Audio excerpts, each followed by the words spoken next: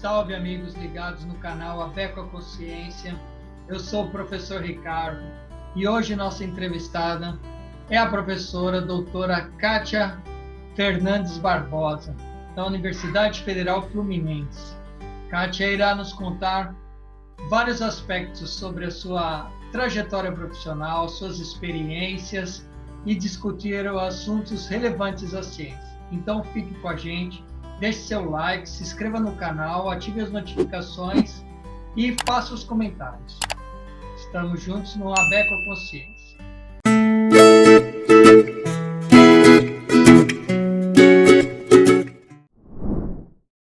Salve, amigos ligados no canal A Bé com a Consciência. Hoje estamos aqui reunidos mais uma vez para entrevistar a professora, doutora Kátia Barbosa, da Universidade Federal Fluminense. Tudo bem, Kátia? Tudo ótimo. A alegria estar com você aqui no nosso canal A Bé com a Consciência para falar de ciência. O prazer é todo meu. Estar aqui é um enorme prazer. Joia. Kátia, como já é de costume, né, habitual, a primeira questão que a gente já abre nossa conversa fale um pouco sobre você, sua carreira, né, sobre esse desenvolvimento dessa carreira, por favor. Bom, muitíssimo obrigado pelo convite, fico muito lisonjeada em estar aqui falando para a Bé, com esse público maravilhoso, né? Meu nome é Kátia Fernandes Barbosa, eu sou professora e atualmente chefe do Departamento de Geoquímica da Federal Fluminense. Eu sou graduada em Geografia e pós-graduada com mestrado e doutorado em Geologia pelo Instituto de Geociências da USP, na área de Geologia Sedimentar. Durante o meu mestrado, eu descobri os foraminíferos, né? E agora a minha carreira é bastante interdisciplinar, pois hoje envolve também muita biologia, muita taxonomia, ecologia, né? Além de, lógico, né, muita oceanografia e paleoceanografia também, porque os foraminíferos é um protista, né? E ele meio transcende no tempo, né? Então, e ocorre em vários ambientes marinhos, né? Então, o trabalho envolve basicamente o quaternário, que é o foco temporal, né, da minha atuação, né, e inclusive com as disciplinas que eu ofereço dentro do curso de pós-graduação em Geoquímica da UF, que é um programa de pós-graduação bastante conceituado, vai fazer 40 anos, né,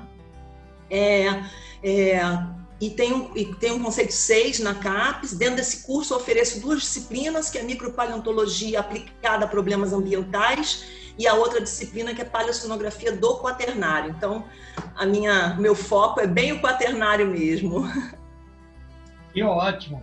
Com certeza, você é uma das quaternaristas aí que contribuem para essa ciência, que são as ciências naturais, as ciências da terra, as geociências, a oceanografia, a biologia, enfim, né, que tem muito a oferecer e a mostrar para o nosso público, né? E o nosso canal vem crescendo, então, assim, é uma coisa que nos deixa, todos da ABECO nos deixam muito contentes, né? Então, cada vez mais vem crescendo, a gente vem recebendo comentários, elogios, críticas, sugestões, enfim, temos alguns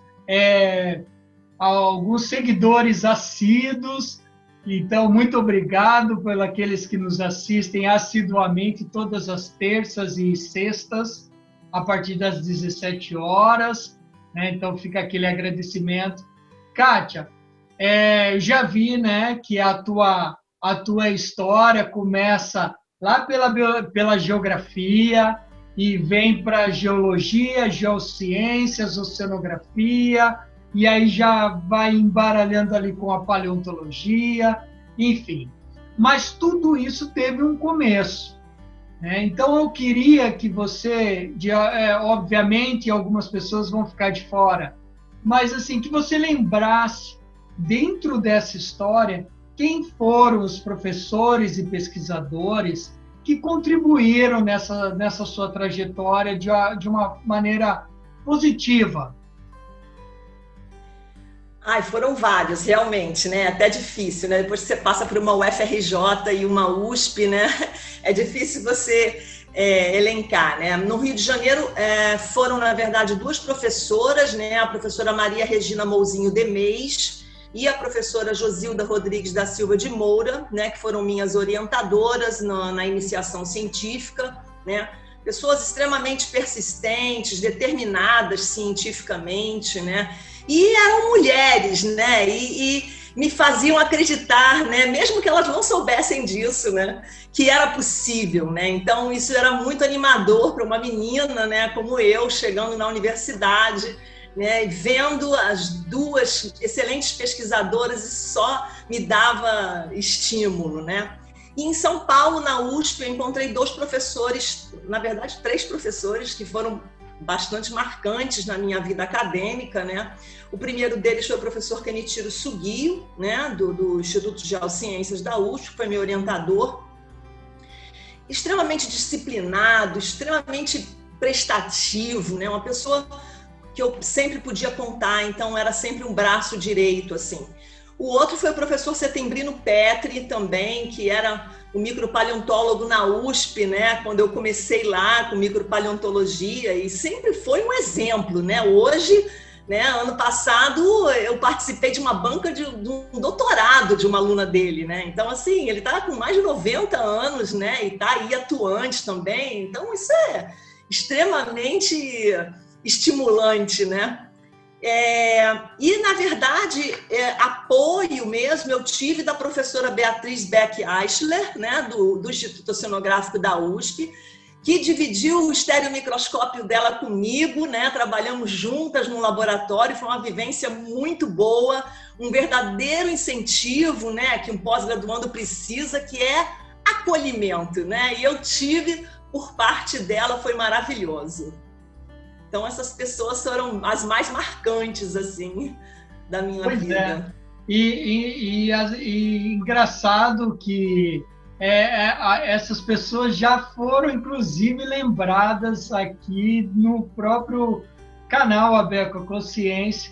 Eu acredito que o professor Setembrino Petri esteja beirando os 98 anos. Está escrevendo um livro ou um artigo com o Giannini. Nesse momento, aqui, nesse ano, né? Não nesse momento, mas nesse ano, com certeza, o professor Kenichiro Sugio, um dos idealizadores e o fundador da ABECO, da Associação Brasileira de Estudos do Quaternário, né? E a Bia Eichler, claro, talvez a precursora dos estudos de foraminíferos no Brasil, né? Uma pessoa querida, como ela diz, né? Ai, meu lindo, ai, minha linda. Então, você teve um acolhimento e tanto nesse percurso e destacou 3 nomes que foram importantes de uma maneira nacional e com muito... Essas árvores deram muitos frutos, né? Então, esse também é um dos objetivos da ABECO, a consciência, é a curadoria da memória científica, sabermos de quem são as nossas grandes árvores genealógicas, né? Essas ciências naturais nasceram no Brasil e frutificaram a partir de vários ramos e várias árvores, né? Então, mas é muito legal essa sua lembrança, Kátia. E hoje em dia, como que você destaca, por exemplo, quais seriam, a gente sabe que você atua ativamente na micropaleontologia, no quaternário, mas quais seriam as suas grandes áreas de atuação? Explique um pouco delas para nós. Bem, eu já falei um pouquinho da minha formação, né? Mas no meio do meu mestrado, né, eu tive a oportunidade de ir ao Canadá para uma especialização em micropaleontologia, com o professor David Scott, da Universidade Dalhousie, da Nova Escócia. E no ano seguinte eu voltei para o Congresso Internacional da INQUA, né? E lá no Canadá eu fui apresentada aqueles registros maravilhosos, né, das glaciações quaternárias, né, vi tudo aquilo in situ, ao vivo e a cores, né. Então, muito impressionante, né, e ali eu meio decidi restringir o meu tempo de atuação no quaternário, né, esse tempo tão recente, que tanta coisa aconteceu, né, e que a gente ainda sabe tão pouco, né? Então eu tive oportunidade de visualizar afloramentos, né, maravilhosos, aqueles deltas tipo Gilbert, né, clássicos da literatura, né, assim, você vendo lá, o negócio teve uma carga, um alívio de carga isostática de 17 metros, né, quando saiu o gelo, e você vê aquele delta lá em cima, né, 17 metros acima do nível do mar, né? Então foi realmente uma experiência maravilhosa, né? E através da análise dos sedimentos oceânicos, né, então essa coisa toda dessa vivência do quaternário me fez adentrar pela parte da paleoclimatologia quaternária, né? E através dos sedimentos oceânicos eu acabei indo para a parte da paleoceanografia também, né?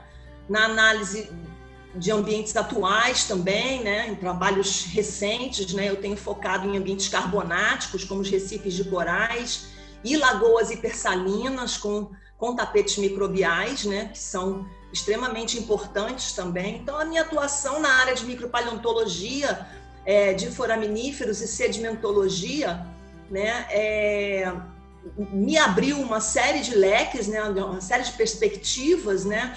E atualmente eu venho buscando, né, os marcadores de oxigenação oceânica a partir das carapaças dos foraminíferos, né, que o oxigênio é um marcador importante dessa biogeoquímica oceânica, né, muitas vezes, às vezes difícil de ser medido, né, mas possui grande implicação nas mudanças climáticas, nas variações das massas de água e até mesmo na sustentabilidade das espécies de pescados, né, que a gente consome. Então, o oxigênio no ambiente oceânico é extremamente importante, né?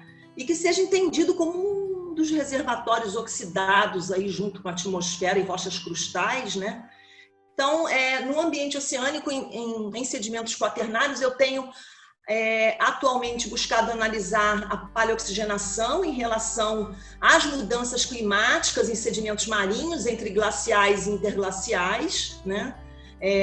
No Atlântico Sul, em testemunhos do Atlântico Sul, e isso fez com que esse sinal de maior ou menor oxigênio, né, ele ficasse registrado aí, esse sinal de oxigenação, de paleoxigenação, ele fica registrado nas carapaças dos foraminíferos, né?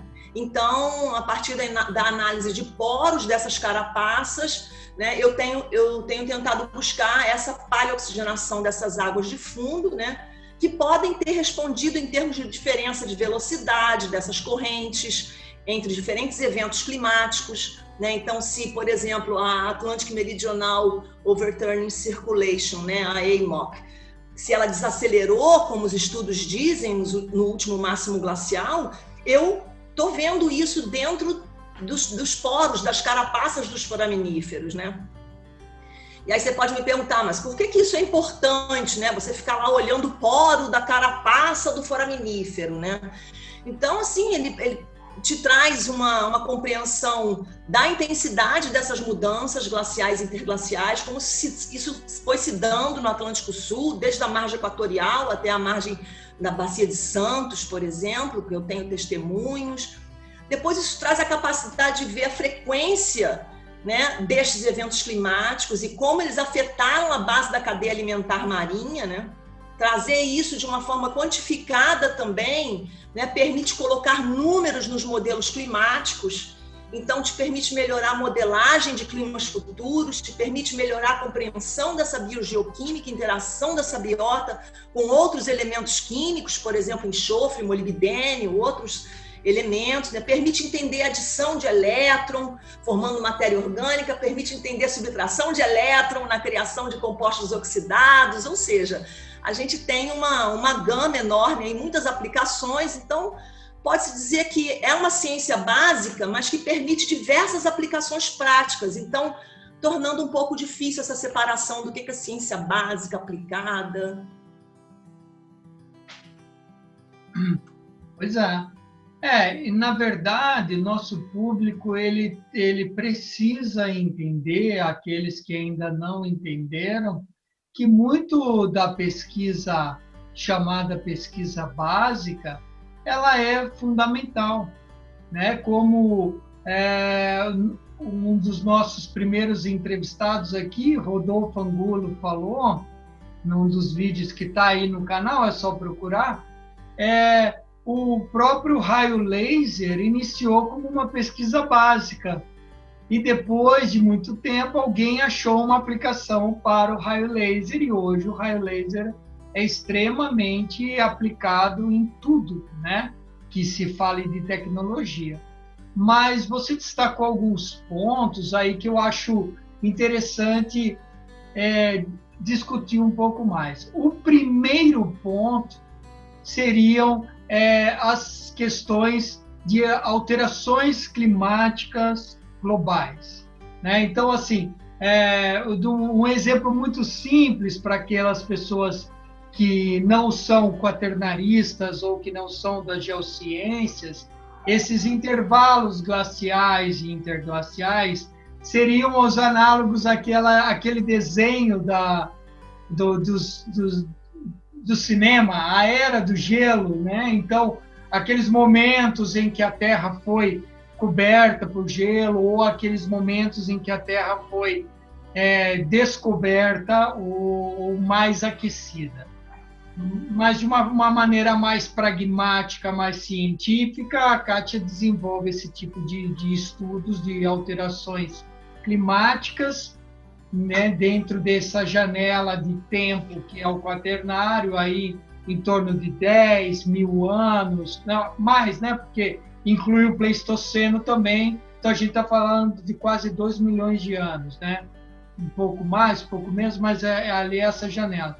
Eu queria que você desenvolvesse um pouco sobre, dentro das suas pesquisas, essas expectativas ou esse ponto de vista em termos de alterações globais de temperatura e, quem sabe, aí do nível relativo do mar.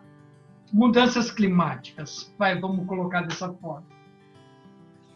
A gente tem... foraminífero, na verdade, ele pode ser usado por uma infinidade de aplicação, né?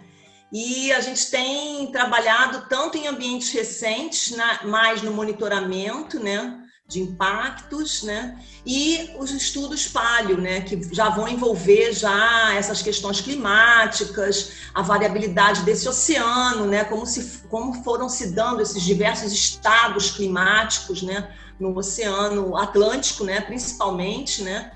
E essas respostas diferenciadas também que a gente tem entre os registros no Atlântico Norte e os registros aqui no Atlântico Sul, né? Então é importante essas pesquisas no Atlântico Sul, porque elas estão mostrando para a gente exatamente que o Atlântico Sul se comporta um pouco como uma balança em relação ao que é o Atlântico Norte, né? Tem variações que acontecem aqui. Então, por exemplo, no último máximo glacial, enquanto você tinha um Atlântico Norte muito gelado, uma circulação muito estagnada lá em cima, você tinha o Atlântico Sul aquecendo, né? Então, você tinha um comportamento diferente aqui embaixo, né? Então, os foraminíferos mostram isso para a gente, né? Então, tem várias coisas aí que a gente tem visto com eles, né? Entradas, por exemplo, de sedimentos terrígenos durante eventos climáticos, mostrando que você tinha chuvas torrenciais no continente, né? Então jogando esse material para a plataforma continental, né? Então tem muitos frutos assim dessa pesquisa, né? Uma pesquisa que envolve diversos alunos e cooperações internacionais. E vamos que vamos, né? Dentro dessas pesquisas, obviamente, você tem um currículo extenso, né? Mas, assim, tem duas que você citou agora e que eu acredito que elas estejam mais dentro do seu foco nesse momento, né? Seriam mais atuais, que é esse balanço de sedimentos terrígenos, ou siliciclásticos, de zonas de influência, aí dentro do seu estado do Rio de Janeiro, e se você pudesse nos falar um pouco sobre isso, e também dessas parcerias internacionais que envolvem aí grupos, enfim, da França ou daqueles que você do próprio Canadá, enfim, destacar esses dois momentos que são mais atuais dentro da tua carreira. Os foraminíferos, eles, na verdade, desde que eu comecei a trabalhar com eles só abrem portas, né? Isso é uma coisa muito boa, né? Abre porta para mim, para os meus alunos, né? Então, são várias atuações, assim, que a gente pode, né, dizer. Então, a gente, dentro dessas aplicações, né, eles podem ser usados tanto na exploração de recursos, né, como óleo e gás, né, são usados amplamente dentro das empresas de petróleo, né, nos processos de exploração, né, então mostram, por exemplo, ainda lá nos estudos nas plataformas de exploração de óleo, né, eles mostram para a gente os extratos mais promissores de armazenamento do óleo, né, então a gente tem uma formação também que envolve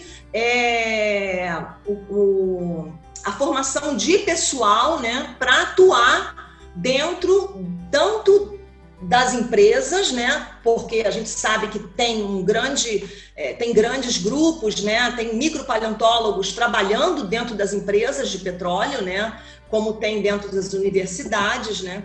Então a gente forma gente para trabalhar tanto dentro das temáticas acadêmicas, mais científicas, na resolução de questões científicas do quaternário, né, que envolve basicamente o entendimento dessas intensidades, dessas mudanças no continente, nos oceanos, na circulação oceânica, né? E como a gente forma gente também para estar dentro dessas empresas também atuando no auxílio, né, de descobertas, de novas descobertas aí para a indústria de petróleo também, né? Então são várias atuações, na verdade. Eu não sei se eu respondi a sua pergunta, será? Kátia, é difícil porque, na verdade, assim, como eu entendo de micropaleontologia, sempre a nossa conversa será uma coisa muito mais entendível, né? Mas eu acho que de maneira simples ficou bem claro, e a gente vai voltar a discutir sobre a formação de recursos humanos, que é um dos grandes papéis nosso dentro da universidade quando professores. Tem uma tela que eu busquei aqui no meio da tua fala que eu gostaria de compartilhar, que são os foraminíferos.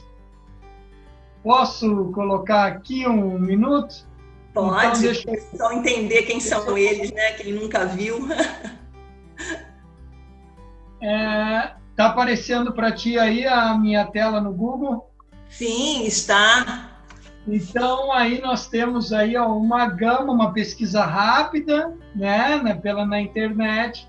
A gente pode ver o objeto principal de estudo da professora Kátia.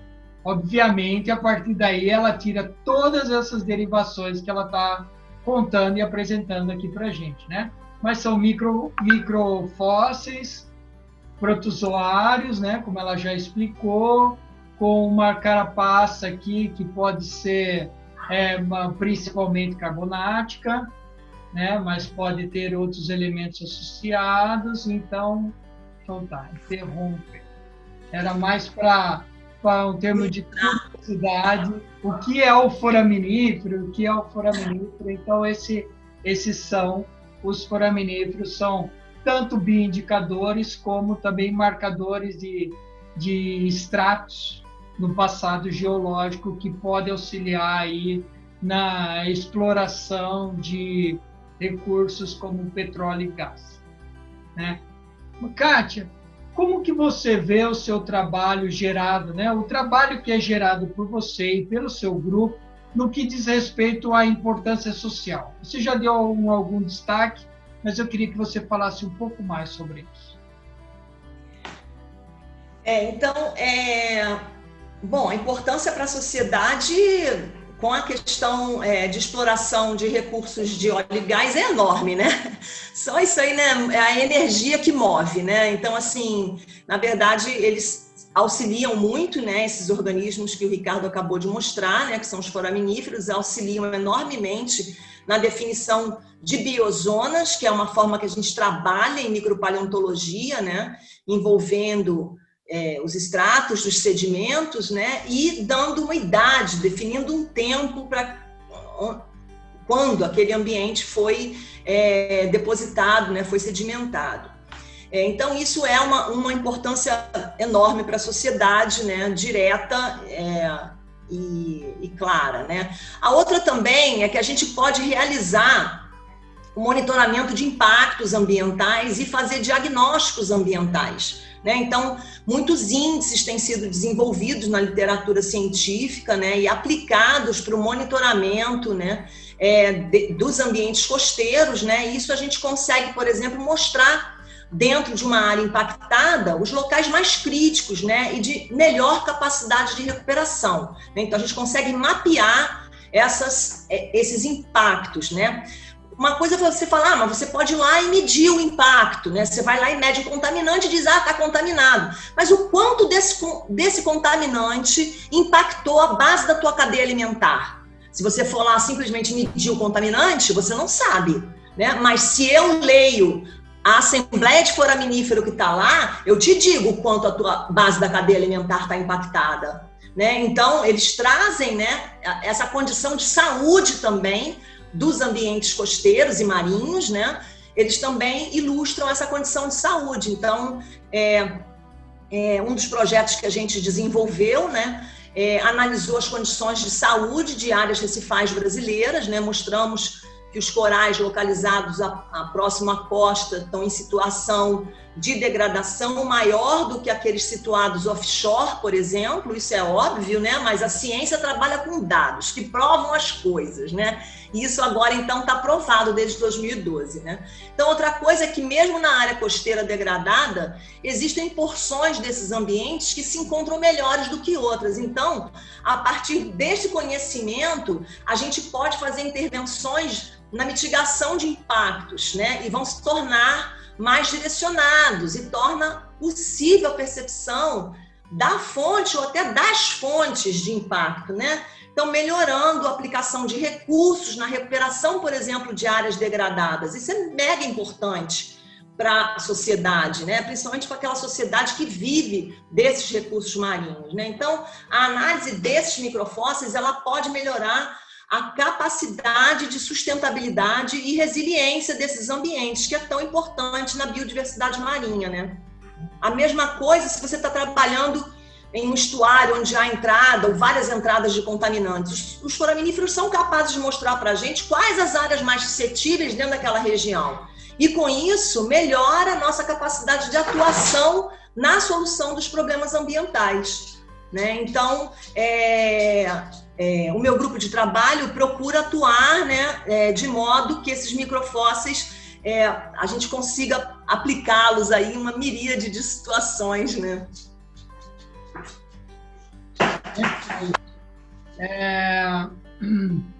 Kátia, como que você vê o trabalho que você vem realizando, né? Agora não a importância para a sociedade que você bem descreveu, né, com alguns exemplos, inclusive, né? Mas, assim, você acredita que o trabalho que você e seu grupo desenvolvem, eles estão sendo empregados pelos gestores e tomadores de decisão, né, nos vários níveis, né, no nível municipal, no nível estadual, no nível federal?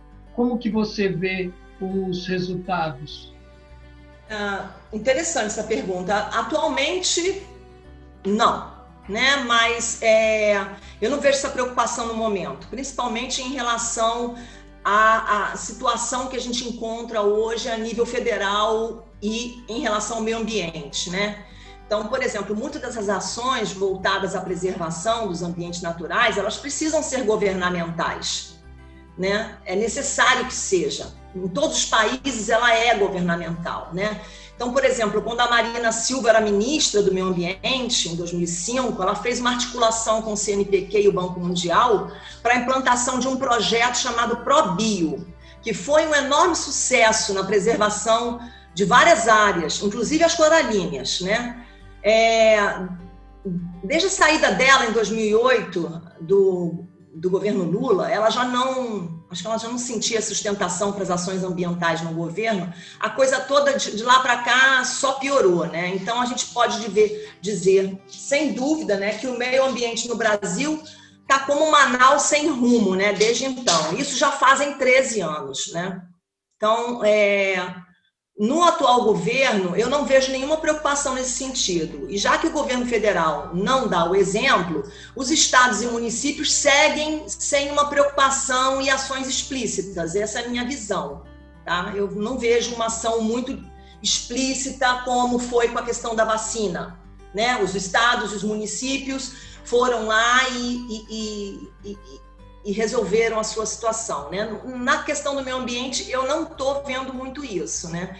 Então, atualmente, eu não consigo nem te dizer se eles percebem claramente a importância dessas ações das ciências ambientais na melhoria das ações ligadas a ambientes naturais. Eu falo não em termos de quadro técnico, né? Mas do comando dessas ações em nível federal mesmo. Está muito ruim, né? Os licenciamentos acabaram e geravam empregos aos técnicos que estávamos formando nas universidades. Não tivemos mais concursos, né? Então, o que estamos presenciando é um verdadeiro sucateamento do meio ambiente no Brasil e isso leva inequivocamente a uma miséria da nação, porque existem trilhões de dólares em recursos genéticos, da biodiversidade, de fármacos, de novos produtos e de elementos novos importantes que a ciência nem descobriu ainda, fundamentais para alavancar a economia do país, mas que, infelizmente, né, quem derruba a árvore não enxerga, né? Então, eu acho que, assim, lá em 2005, né, quando a gente teve o projeto do ProBio, né, e assim, a Prefeitura de Porto Seguro, por exemplo, ficou bastante animada com o mapeamento, né, do Recife de Fora, né? Mas hoje em dia eu já não vejo essa preocupação.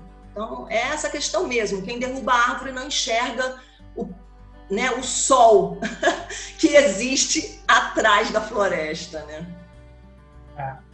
E essa é uma preocupação compartilhada por vários cientistas, né, que realmente a perda de biodiversidade, ela muitas vezes ela é irreversível e ela vai representar, e já representa, mas ela vai representar a curto prazo uma perda de recurso financeiro mesmo. Se você transformar em termos de dinheiro, né, você vai ter essa perda. Então, facilmente você nota países considerados como primeiro mundo ou com desenvolvidos e com melhores qualidades de vida para o cidadão, extremamente preocupados com a biodiversidade, com a preservação dessa biodiversidade, com a preservação da biodiversidade marinha. E para isso é necessário entender esses biomas, esses sistemas que estão muitas vezes interligados, né? E esse meio de campo é exatamente o papel do cientista natural, que dos ciências da Terra, geociências, e aí todos, né, que os quaternaristas estão incluídos diretamente nessas coisas. Então, emendando essa questão, eu já te pergunto, você acha que muito eu imagino já a resposta, mas eu não deixo de perguntar. Vocês são mais acionados, né, nos diferentes níveis, para participar do planejamento estratégico ou, eventualmente, na mitigação de problemas que já aconteceram? Na mitigação de problemas que já aconteceram, né? A gente faz parte mais da solução do que da resolução, né? Do impedimento que o problema aconteça em si, né? Isso é um prejuízo, na verdade, né? Você está sempre usando a ciência para tampar o buraco que foi criado, né? Quando, na verdade, ela deveria ter sido consultada antes e apresentar a solução melhor, né, para as questões, né? E a gente foi o que aconteceu com a questão do derramamento do óleo, né? Então, assim, o óleo derramou, ao invés de tentarem resolver aquilo da melhor forma, ficaram procurando quem era culpado, né? Não é hora de procurar o culpado no momento desse, é hora de você resolver, impedir que aquele óleo chegue na praia, né? Impedir que aquilo ali chegue nos recifes de corais, né? Então, você tinha que ter, né, consultado imediatamente esse corpo de cientistas que tem no Brasil hoje, né? E consultaram já tardiamente, né? O que foi uma pena, né? E já com conotações muito politizadas, né? E sem tentar resolver, tanto que o problema acabou sendo resolvido muito por um esforço das pessoas, né? E o próprio mar que foi resolvendo essa situação, né? Pois é, e sem dizer, né, outros grandes desastres ambientais que infelizmente assolaram o nosso país. A gente não pode deixar de falar do derramamento da barragem de Brumadinho, que atingiu o mar no Espírito Santo, né, o Delta do Doce, enfim, uma série de impactos que parece que, ao passar dos anos, a memória vai desaparecendo e a coisa não se toma uma direção em benefício social, né? Em benefício dessa geração e das futuras gerações, e mais se tenta, enfim, dar um jeitinho, né? Então... Mas é uma pena a gente observar essa perda acelerada de biodiversidade, né? Isso não é uma crítica política, politizada, não. Isso é o olhar de especialistas, aquelas pessoas que dedicam tempo, recurso, energia, estudando o ambiente para reconhecer certas mensagens que são transmitidas pelo ambiente, né? Kátia, bom, tem mais alguma coisa que você gostaria de acrescentar em termos dos seus análises, em termos de mudanças climáticas ou problemas ambientais, algum estudo de caso que você queria destacar ou que você queria, enfim, expor aqui dentro do canal?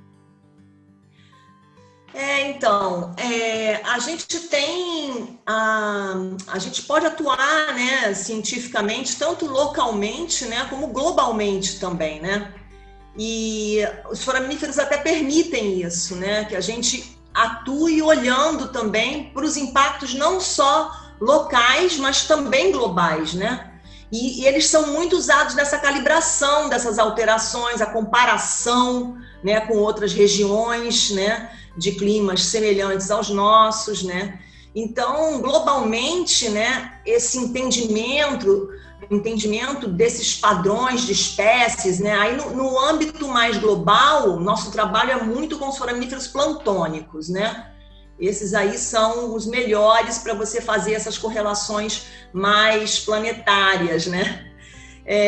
Então, interromper e perguntar, mas por que os planctônicos, aqueles que vivem ao sabor das correntes marinhas, Por que eles são os melhores?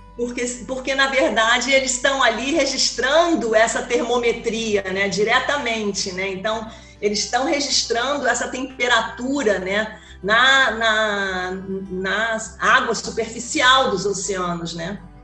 E eles, na hora que eles estão ali secretando essas carapaças que o Ricardo mostrou, eles estão em equilíbrio, né, químico com essa água, né?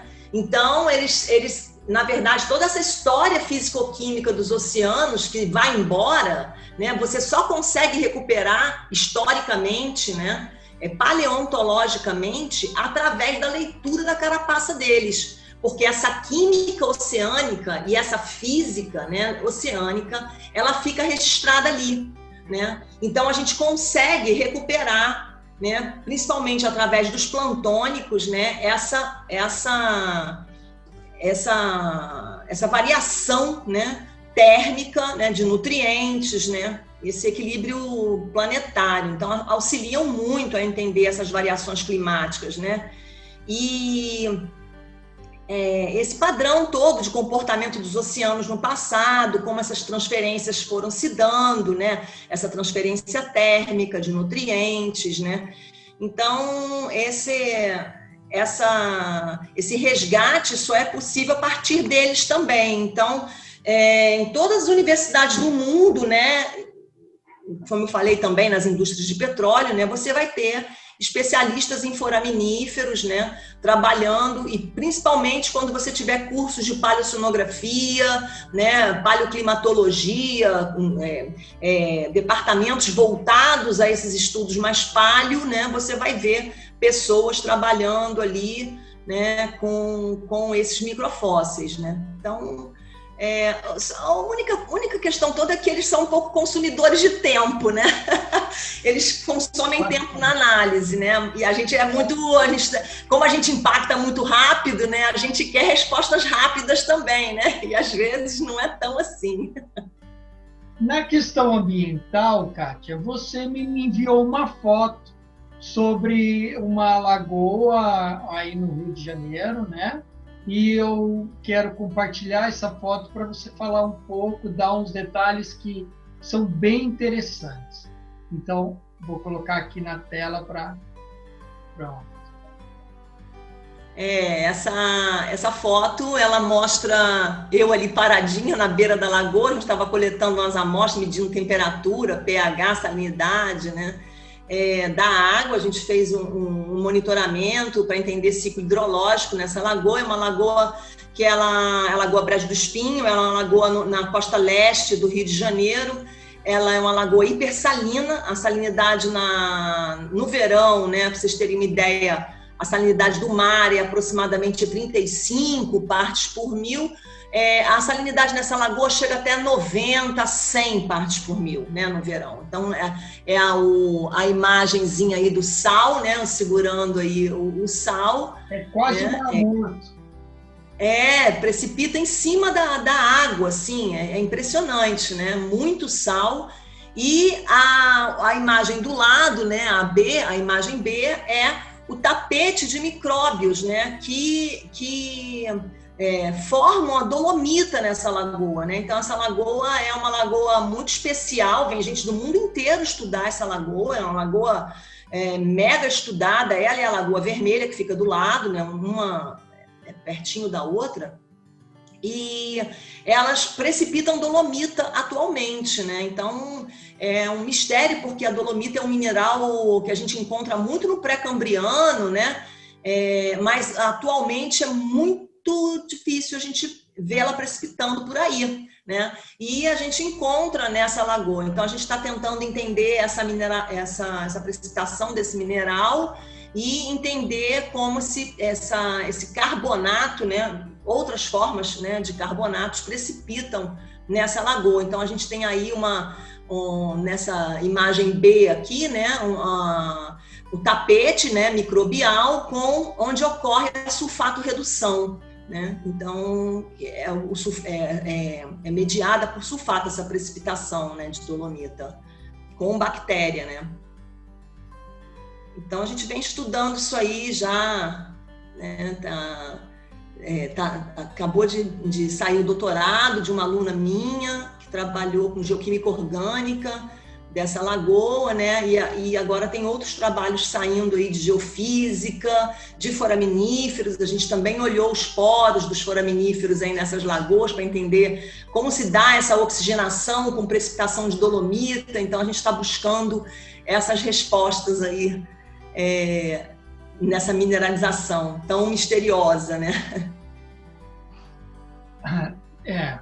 Deixando um pouco essa parte mais científica da pesquisa, Kátia, não estava no script, mas assim, atualmente você é coordenadora de um laboratório, você é a coordenadora do programa de pós-graduação?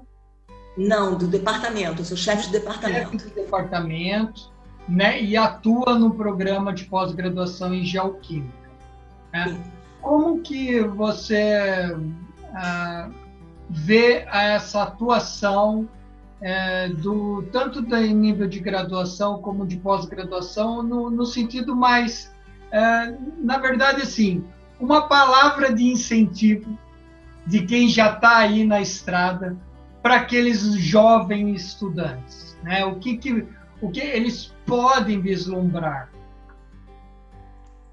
Bom, Eu falei que não estava no script. Não estava mesmo. Mas isso é um papo, né? Então não é uma coisa muito formal, mas eu te perguntei isso justamente assim porque nós estamos no momento de pandemia, né? Esse distanciamento social é uma coisa que nos causa prejuízos emocionais, prejuízos, enfim. Então, mas como apaixonada da área, que apesar de ser muito cético, porque a ciência é muito cética, mas mesmo assim existe a paixão, mas uma palavra para esses mais jovens, né, que vislumbrem uma carreira dentro das geociências, dentro da geoquímica, dentro da oceanografia, enfim, estudar o ambiente. Olha, eu só tenho a recomendar, né? Porque eu posso dizer que eu sou uma pessoa realizada profissionalmente hoje, que eu sempre gostei da parte mais oceânica e tudo, e por isso até que quando eu saí da UFRJ, né, eu fui para a USP, né, exatamente porque essa parte de geologia marinha, ela estava na época, né, mais desenvolvida lá, né, e foi muito bom ter feito isso, né? Eu hesitei muito se eu saía do Rio de Janeiro para ir para São Paulo, né?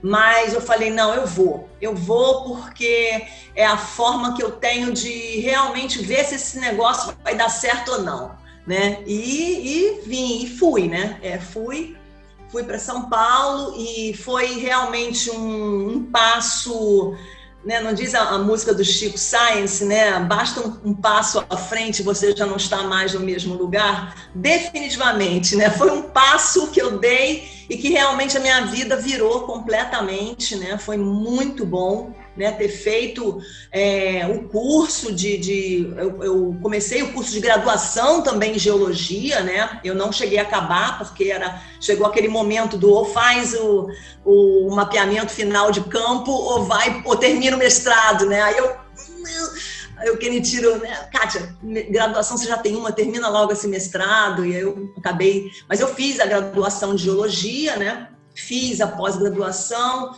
e agora eu vou te dizer assim, a gente já passou por momentos muito ruins na ciência no Brasil, né?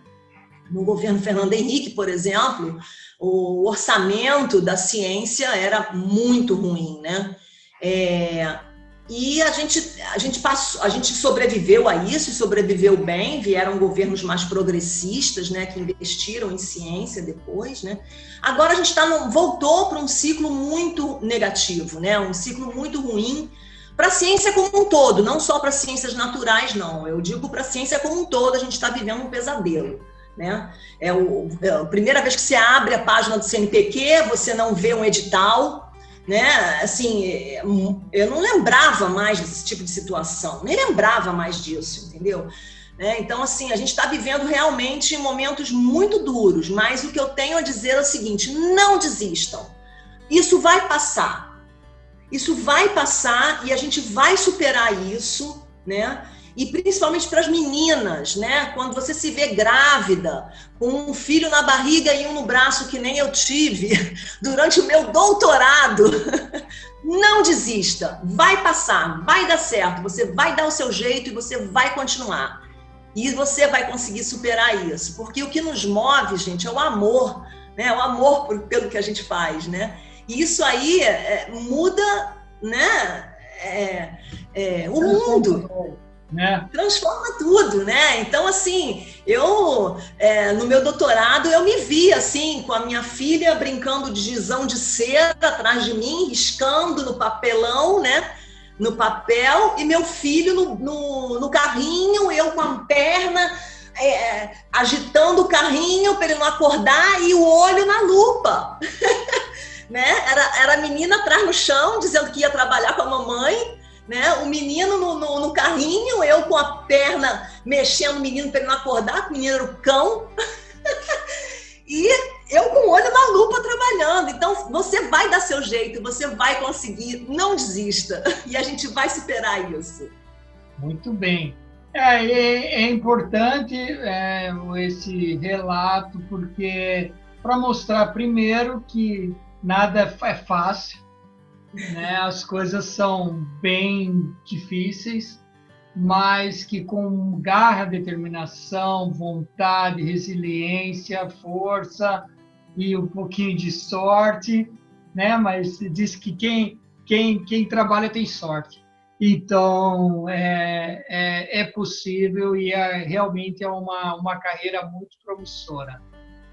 Chegando mais para o nosso final, né? Que a gente já está agora, né, nas perguntas finais, Kátia, e eu já agradeço de antemão você estar aqui com a gente falando, é muito importante, né? Mais uma mulher na ciência, então a gente sabe que isso também é uma vitória que há de se comemorar, né? Então, para a gente tentar atingir níveis iguais aos países, não os países de primeiro mundo, aos países desenvolvidos, aqueles países que têm uma igualdade social, né, para o habitante do país mais igualitária, né? Então, eu acho que isso é mais importante do que esses rótulos que fica falando primeiro, segundo, terceiro mundo. Na verdade, é aqueles países onde as pessoas dos países vivem bem, né? Então, a gente está lutando para um dia chegar a diminuir essas diferenças e vivermos melhores como brasileiros dignos, né? Mas eu quero fazer duas perguntas. Qual é a importância da Abequa para você e da década dos oceanos?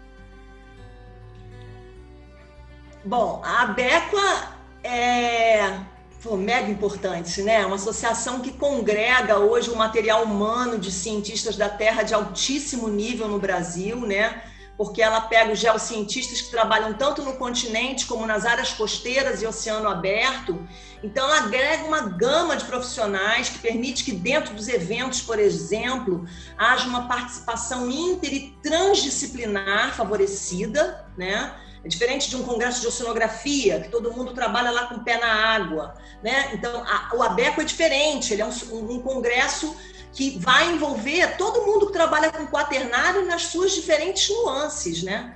Então, os congressos são muito bons, as discussões são excelentes, o nível das apresentações também é altíssimo, e o engajamento sempre foi, né? Sempre foi, que eu acompanho desde 88, né? Eu ia te falar isso, né? No meio da pergunta. Você também já esteve à frente da Abequa, né? Já, eu fui secretária da associação, né? E depois hoje eu estou no Conselho Fiscal, né? Eu ainda estou junto à Abequa, né? Então, eu acompanho esses eventos desde 88, né? Então, foram fundamentais aí para a consolidação dos estudos de quaternário no Brasil, né? A agregação desses profissionais também nos congressos bianuais, né? Então, a ABECOA eu acho que ela é um marco no Brasil e ela precisa continuar, né? Quanto à década dos oceanos, né? Eu trabalhei pela década dos oceanos, né? Eu atuo junto ao grupo de trabalho de cientistas do pool de peritos, né? Da divisão de assuntos oceânicos e direitos do mar, do Escritório de Assuntos Jurídicos das Nações Unidas, em cooperação com a Comissão Oceanográfica Internacional, a COI, da Unesco, né? A gente acabou de elaborar a segunda avaliação mundial dos oceanos, que é o World Ocean Assessment 2, né? Que eu chamo de VOA 2, né? Que é WOA, né? 2, né? O principal resultado desse segundo ciclo, né? Desse processo regular, né? Que a ONU já faz, né? Dentro de relatórios de avaliação global, dos estados de meio marinho, né, inclui também aspectos socioeconômicos, né, e o fato de eu ser geógrafa também me abre essa perspectiva também, né, então eu tenho condição de atuar plenamente dentro dessa comissão, né. Então a gente vai lançar agora, dia 21 de abril, né, de 2021, né, esse segundo relatório, né, o VOA 2, né, e em conexão também com o Dia da Terra, que será comemorado no dia 22 de abril, né? Então, é o resultado mais recente, né, da avaliação integrada dos oceanos mundiais, né? Isso é nível global, a gente atua em nível global, né? Então, cobrindo esses 3 pilares do desenvolvimento sustentável, né, que é acabar com a pobreza, proteger o planeta e assegurar a paz e prosperidade a todos, né? Então, essa avaliação, ela segue uma outra avaliação que foi feita em 2015, né? Quando foram estabelecidas assim as linhas de base, né, para medir o estado do meio marinho, a gente definiu quais eram as estratégias, né, para a gente trabalhar em nível global. Então, a gente incluindo também esses aspectos socioeconômicos, né? Então, esse VOA 2, né, o World Ocean Assessment 2, ele vai se concentrar nessas tendências observadas desde a publicação do VOA 1, né, e das lacunas de conhecimento e capacitação, né. E a gente já está pensando no VOA 3, porque o VOA 2, ele foi escrito antes da pandemia, né? E a gente está percebendo, né, as Nações Unidas, né, a gente está percebendo que existe agora uma questão muito grande de segurança alimentar com relação aos pescados, né? Então, provavelmente, a gente vai começar a se reunir logo após o lançamento desse World Ocean Assessment 2, né? A gente vai voltar a se reunir para a gente começar a trabalhar no 3, né? Então, a gente pode até lançar isso na rede da ABECOA, né? # Second World Ocean Assessment, tudo junto, né? É o lançamento, né? Desse VOA 2 nas redes sociais, né? E está disponível na página das Nações Unidas, né? Os relatórios, né? Um webinar que teve agora dia 1º de março sobre fortalecimento da interface ciência-política para a sustentabilidade dos oceanos. Então, a gente se reuniu no dia 1º de março, né? Essa gravação também está disponível no site da United Nations, né? www.unitednations.org/regular process, né? Que é o acesso para esse webinar, para os relatórios do VOA, né?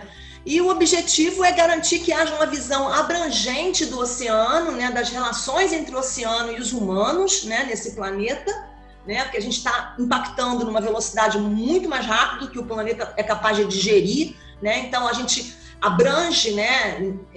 Esses relatórios abrangem aspectos ambientais, sociais e econômicos, né? Então, traz uma visão geral que ela vai servir, na verdade, para pano de fundo, para muitas decisões que devem ser tomadas, né, no campo político, inclusive, né? Então, tanto em nível internacional, nacional, local, né, onde esse desenvolvimento sustentável está sendo buscado, né, nesses relatórios você vai ter um suporte desse pano de fundo para agir, né? Então, é um produto do grupo de especialistas responsáveis pelo conteúdo dessa publicação, né? A contribuição dos membros do grupo de peritos que participaram da redação e dessa segunda avaliação do Oceano Mundial foram feitas em nível pessoal, né? Então, não há uma determinação das Nações Unidas